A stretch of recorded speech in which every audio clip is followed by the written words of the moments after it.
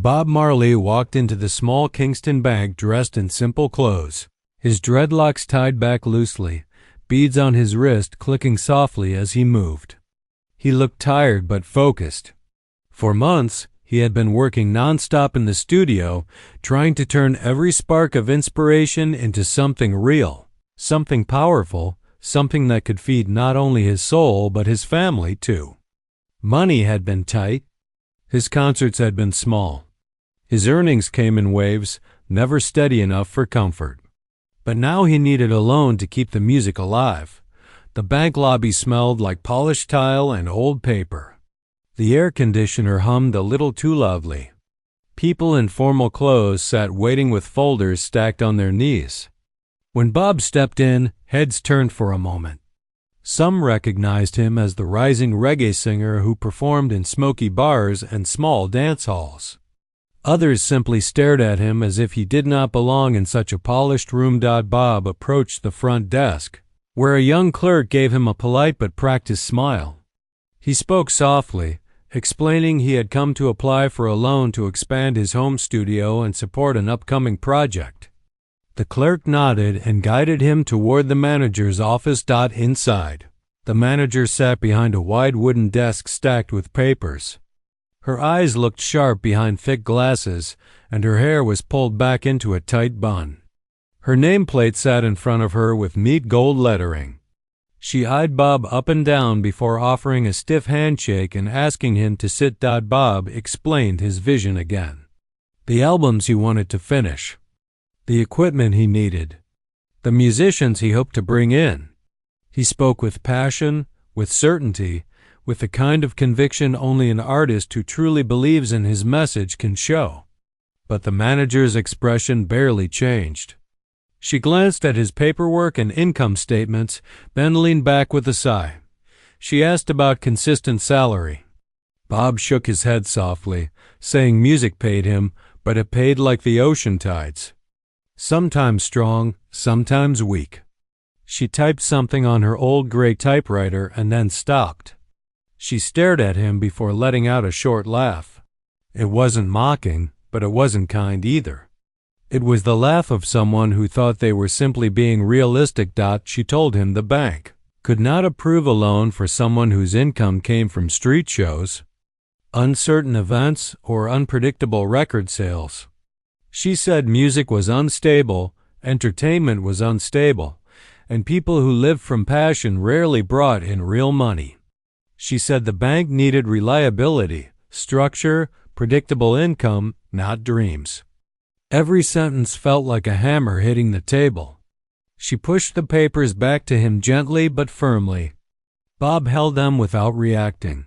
She laughed again lightly and said something that would stick with him for months, that musicians like him always believed they were about to become something big. But dreams didn't convince banks. She said they needed real proof, real numbers, not hopes or lyrics or melodies. She suggested he find a steady job, something with a paycheck he could count on. Bob Marley stood up slowly, thanked her politely, and walked out. The rejection sat heavy in his chest, but not like defeat. It felt more like a challenge. The kind of moment life puts in your path to see if you really mean what you say. Outside, the bright Jamaican sun hit his face. He closed his eyes, let the warmth settle, and then walked away with a steady beat of determination in his footsteps. Over the next few weeks, Bob threw himself into his music with a fire he had never felt before. He wrote late into the night. He rehearsed until his voice turned rough and raw. He spent hours guiding the musicians around him, shaping harmonies, pushing rhythms, carving each track into something that felt like a pulse. The house became a creative storm. Instruments leaning against walls, notebooks full of scribbles covering the tables, the smell of tea boiling in the kitchen while melodies floated through every room. Money still came slowly. Sometimes he went to sleep hungry, sometimes he paid musicians before paying himself, but every day the music grew stronger. Every chord felt like resistance. Every lyric felt like a path being carved brick by brick. Months passed and something began to shift. People started talking about the new songs. Crowds grew larger. Performances that once drew 20 people now filled small venues completely. The sound spread through Kingston like a wave. The radio started picking him up. Record producers who once ignored him now asked to hear his latest work. Suddenly, everything that once seemed impossible began to unfold in front of him, but it wasn't just fame growing. Bob was growing too. He began to understand something deeper, that music was not a hobby. It was a calling, a weapon, a healing force, a bridge that reached places where speeches and books could not. And he realized that if the world needed his voice, he had to protect it, nourish it, invest in it with everything he had. 1 year after the bank rejection, the transformation was undeniable. Bob Marley was no longer playing to half-empty rooms. He was filling halls. He was being invited to perform at national events. His music had crossed borders. People sang his lyrics in countries he had never even visited. His records were selling faster than they could be pressed. Interviews, tours, international invitations. Everything was happening at once. And then came the moment no one could have predicted. At the end of the 12th month, the same Jamaican bank that once refused him invited him to a special event. They were launching a new financial program for artists and entrepreneurs, and they wanted a symbolic gesture, something powerful, something the public would recognize. They wanted Bob Marley, the same man whose income they once called unreliable. The same man they had laughed at. Bob walked into the bank again, but this time the air felt different. People recognized him immediately. Staff members rushed to greet him. Cameras flashed as reporters tried to get a closer look. The manager, the same woman who once laughed at his unstable income, came forward. Her face was pale, her hands trembling slightly. She tried to speak, but her voice cracked. The crowd turned toward her as she stood in front of Bob. She apologized softly, admitting that she had been wrong about him. Wrong about music. Wrong about dreams. Her words shook, and before she could finish, her eyes filled with tears. Right there in the lobby, in front of employees and cameras and customers, she cried. Not out of embarrassment alone, but out of shock and awe. The kindaf. Feeling a person feels when they witness something they never believed could happen. Bob stood calmly, his expression soft, humble, and kind. He didn't gloat. He didn't remind her of the rejection. He simply said that dreams are never unreliable when they come from the heart, and that no bank, no rejection, no doubt could stop a man who knows why he wakes up every morning. The manager wiped her tears as Bob walked away, leaving behind a room full of people who would never forget that moment. The boy with the so-called unreliable income had become a man whose voice moved nations. The greatest irony of all was that the very institution that once denied him now needed him to inspire others. Bob Marley stepped outside once again, into the warm Kingston sun. But this time he smiled, because he knew that everything he went through, the struggle, the hunger, the rejection, had made him unbreakable. His music would travel the world. His message would echo for generations. And the laugh that once dismissed him would be replaced by applause that would never stop. Bob Marley walked down the steps of the bank as the cameras faded behind him, but the weight of the moment stayed in the air like a soft vibration. He paused outside, letting the sunlight warm his shoulders. People passing by greeted him with smiles, calling his name with admiration. Some didn't know exactly what had happened inside the bank, but they could feel something powerful in the air around him, as if the world had shifted just a little. But Bob's journey didn't slow down. In the weeks that followed, his schedule filled with recording sessions, performances, and interviews. Everywhere he went, people wanted to hear his story. They wanted to know how a man who once struggled to buy bread could now stand as a symbol of hope for thousands. They wanted to understand how a musician who couldn't get a simple bank loan had become a global voice of resistance and unity. Bob didn't tell them the bank story often, not because he was ashamed of it, but because he believed the world didn't need more bitterness. The world needed upliftment. He simply said that rejection is only the beginning of the journey.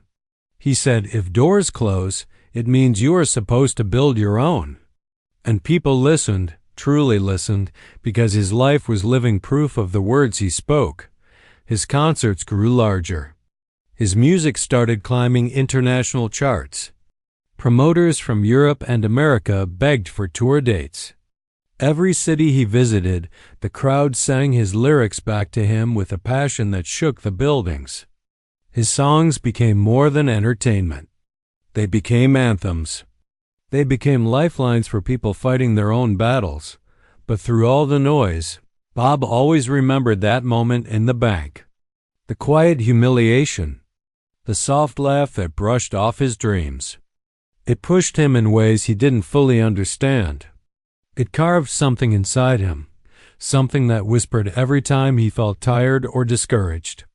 It reminded him that success is sweetest when it is earned against all odds. One night, after a long performance, Bob sat outside the venue on the back steps, looking at the stars. The air was cool, and the distant hum of fans still echoed in the streets. One of his bandmates sat beside him and asked if he ever thought life would turn out this way. Bob smiled and said that he did not know the shape of the journey, but he always knew the destination. He said music was his mission, his purpose, and nothing could have stopped him from reaching this moment. Not hunger, not struggle, not rejection, not laughter. Months later, magazines and newspapers around the world published features on him, calling him a revolutionary artist. They talked about his voice, his message, on this rise. But what none of them knew was how often he thought about that bank manager, and how her disbelief had fueled a fire he still carried. He never sought revenge. He never sought validation. He simply wanted to prove to himself that he was meant for something greater than the limits others placed on him. The manager herself watched his rise in silence. Every time his face appeared in newspapers or on television, she felt a familiar ache in her chest.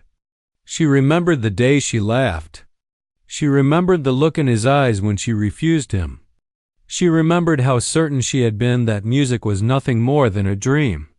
And each time his name appeared on the screen, she saw the proof that she had been wrong in the loudest possible way. One evening, after a long day at the bank, she stayed late, cleaning her desk and organizing files. A coworker mentioned that Bob Marley had been nominated for an international award. The manager nodded quietly, her eyes soft. She said she hoped he won. She said she hoped he continued rising. She said she had learned something from that day, that some people are meant to change the world, even when the world refuses to believe in them. Bob didn't think about her much anymore. Not because he held a grudge, but because life had taken him so far that the memory felt like it belonged to someone else. His world had grown too large, too bright, too filled with purpose. He had nations to reach. He had souls to touch. He had music to create that carried the weight of entire histories. A year after the bank incident, during one of his biggest concerts yet, he looked out at the sea of people waving their hands, singing every word with passion. The lights glowed across thousands of faces. The drums thumped like a heartbeat echoing across the city. Bob stepped up to the microphone, let the rhythm wash over him, and felt a deep calm settle inside him. It was the calm of a man who had overcome everything meant to break him. After the concert, he walked backstage, took a quiet breath, and whispered to himself that the journey was only beginning. The world still needed his message. The world still needed healing. And he still had many mountains to climb. His story spread across continents. People told their children about him. Artists wrote songs inspired by him. Students read about him in classes. Leaders quoted him in speeches. And through it all, The message remained simple, that greatness comes from resilience, that dreams become real when belief refuses to die. That which others call unreliable is sometimes the very thing that changes the world. Years later, when people spoke about Bob Marley's legacy, they didn't talk about bank accounts or financial records. They didn't talk about how much he earned or how many times he was rejected. They talked about how he made them feel. They talked about how he taught them to stand tall even when their pockets were empty. They talked about how he proved that a single voice can echo across generations. And somewhere in Jamaica, the manager who once doubted him finally understood what she had missed. Success is not measured by numbers. Success is measured by impact. And Bob Marley, the man she once turned away, had changed more lives than she could ever count. As for Bob, he kept walking forward, step by step, song by song, message by message. His journey was far from over. His purpose remained strong, and the world kept listening, because the man whose income was once called unreliable had become a legend whose influence would never fade.